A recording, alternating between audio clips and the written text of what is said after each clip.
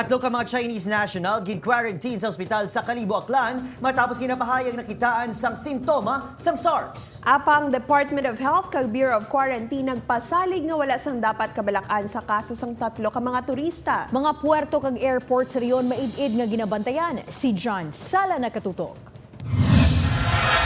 Ginklaro sa Department of Health kag Bureau of Quarantine ang impormasyon na tuhoy sa tatlo ka mga turista gikan sa China nga gin-quarantine sa Dr. Rafael S. Tumbucon Memorial Hospital sa Kalibo-Aklan sa nagligad nga semana.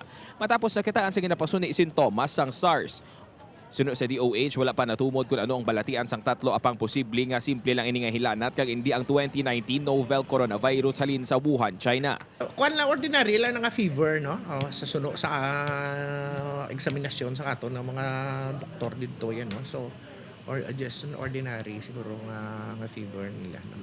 Una nga nakita sa thermal scanner sa Kalibo International Airport na ginahilanat ang 29 anyos nga babae nga Chinese national sang nag-abot ini isang tinilikdan nga Biyernes.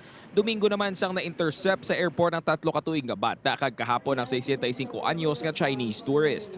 Usually may kami subong may heightened alert kami nga status man nga pero usual procedure na namo na whether coming from international vessel or eroplano man da. Ginkuhaan sang blood sample ng tatlo ka ginpadala pa sa Manila para sa mas maid-id nga eksaminasyon. Sunod sa Aklan Provincial Health Office nakagwa na sa ospital ang duwa ka mga Chinese national. Pasalig sa DOH nga wala pa makasulod sa pungsod ng ginapatihan bag-ong asahi isang coronavirus apang kinahanglan sa gihapon ang mag-aligmat.